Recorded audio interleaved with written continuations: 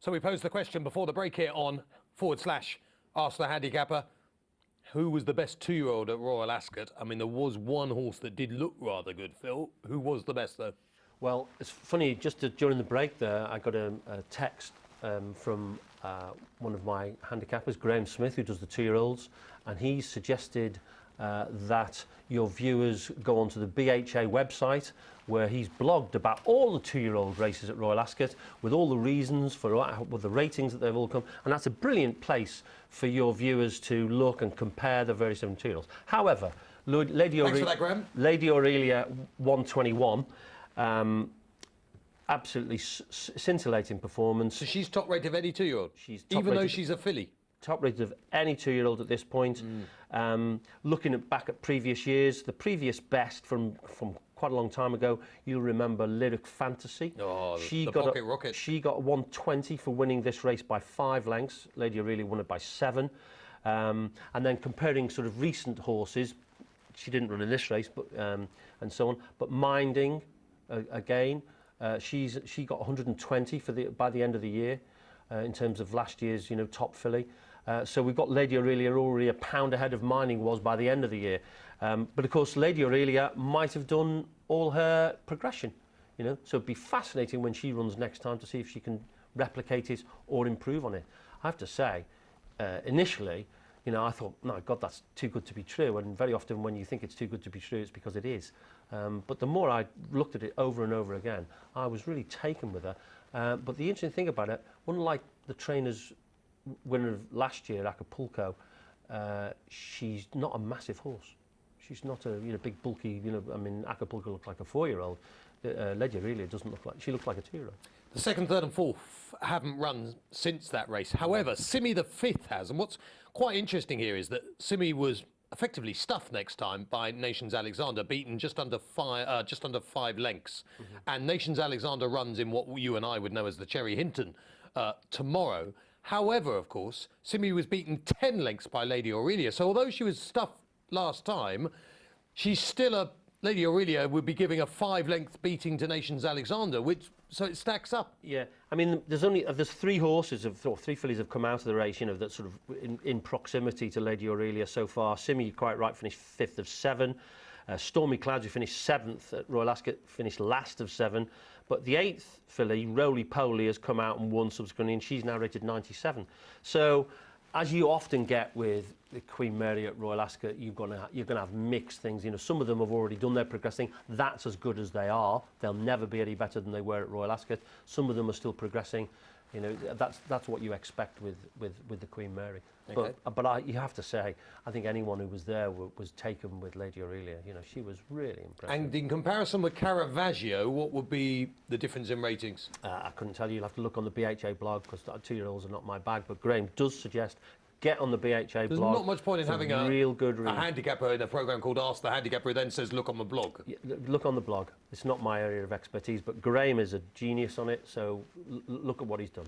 Well, Graham, if you could text us, that would be a great help. That would save us having to look. Seeing as the chief handicapper doesn't know. He doesn't know. No. Here's one from David Johnson. Not that late David Johnson, unfortunately. But this David Johnson. What benefits to this is a good question. It's presumably just because you're lazy. What benefits do the BHA gain from not publishing handicap marks in the early weeks of the nursery season? Okay.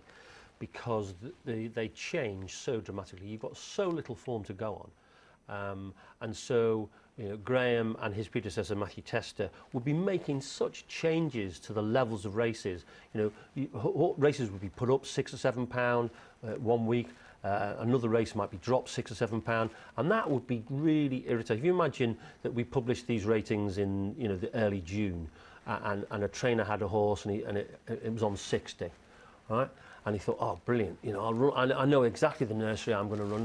There's a nursery at Beverley I'm going to run in 5, 6, 7 weeks' time. You keep it back, and then all of a sudden you get to that time, and he looks on the website, and the horse is 68 because that race has really worked out well, and the whole level's gone up. So it's actually wouldn't be doing anyone a service at that stage to be publishing ratings. So there is always a point when the 2-year-old handicapper is content and happy that the levels have settled down, then we'll publish.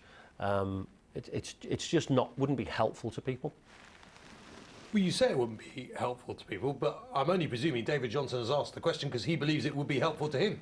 Well, then... So it may not be helpful to you and your cronies, but clearly David Johnson believes it would be helpful to him. Well, maybe he does, but a lot of time we'd be giving him misinformation, which would change dramatically week by week by week, and I think that most people would get quite irritated by that. So it's not an advantage to be given the ratings at this stage. And it's interesting, many, many years ago, before I became a BHA handicapper, way back in the 1970s, I kept my own 2-year-old ratings. For probably something like 8 or 9, 10 years. Did you have time to teach and do that? Well, it just shows that, I led a very dull life. And I kept my own. And actually, the most interesting thing was when the opportunity came to compare my ratings with the then 2-year-old handicapper, Geoffrey Gibbs. And was I frustrated that he didn't publish till the middle of July? Absolutely not. It gave me more time because simultaneously I was moving my ratings up and down as form didn't work out. So there's no point giving people duff information. When you compared at that period your ratings with Geoffrey, did you just look at his ratings and think, I'll be having your job? You literally are getting this so wrong, and when I take over, Geoffrey, I will show the people how this should be done. I never have thought and never will think I'm as good a handicapper as Geoffrey Gibbs. Right. It's not what you said in the break. Right. We get a mixture, of course, of intelligent questions and the slightly more, jibey, light-hearted questions. And this is one of those. This is one where someone's going to have a pop, is it? No, not at all. It's more just comical. Okay. Although now I've built it up as such, as with all these kind of things, it's actually not going to sound funny in the least. Okay. But we knew in the jump season that you were ripped apart by JP, you were ripped apart by Gordon Elliott, and numerous other people who could just beat your system blind. Dermot Griffiths says, do you feel Sir Mark, and that will mean Prescott, has you over year after year after year? No. I don't think any of them do. But everybody knows the loopholes better than you. Everybody always picks out, a winner here and a winner there and a winner here and a winner there. But what they don't actually look at is the percentage strike rate and all of the horses that never ever perform at that level who fall by the wayside. So, yes, he has a way of working which is successful, and he wins, quite a few 0 to 65s, 0 to 75s, 0 to 85s. With horses that he's trained them brilliantly and they can win quickly, win 3 or 4 times quite quickly. But is that having us over? I don't think it is. No. The system is that it's perfectly legal to run your horse over 6 furlongs and get a handicap mark, and then run it over 1.5 miles. That's the system. So for some horses, you run them 3 times over 6 furlongs, and they're never as good ever again through their career. So Mark's obviously an expert trainer, and his horses, when they step up from 6 to 12, they show improvement. So be it. Nigel with a good question. He says, he's asking, why not just have a standard nominal penalty for running in each level of group races, then balance that on performance? I'm struggling to understand the question. Group races, you get different penalties, don't you? Whether you've won Group 1, Group 2, Group 3. Well, yeah, in Group 1s are no penalties, right? But if you run a Group 2 and you've already won a Group 2, you get a Group 2 penalty.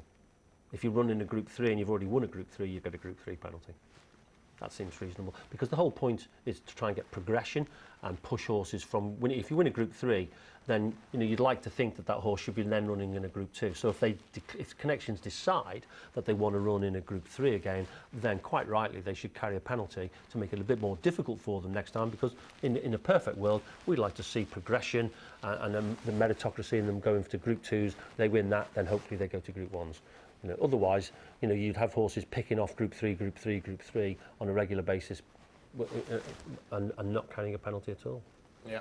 So I think the system works pretty well, I think, on group race penalties.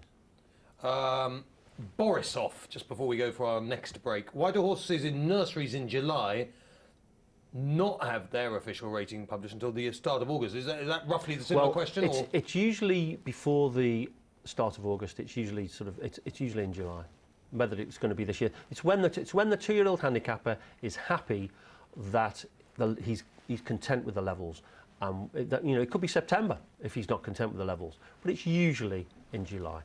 Another one, the people are keen on this. Sam has said, come on, Matt, ask him why they don't publish 2-year-old ratings in July. Well, I've answered the question. He has? You have? We're going to take a quick break and then we'll be back. We've got some more tricky questions coming up, Phil. Good.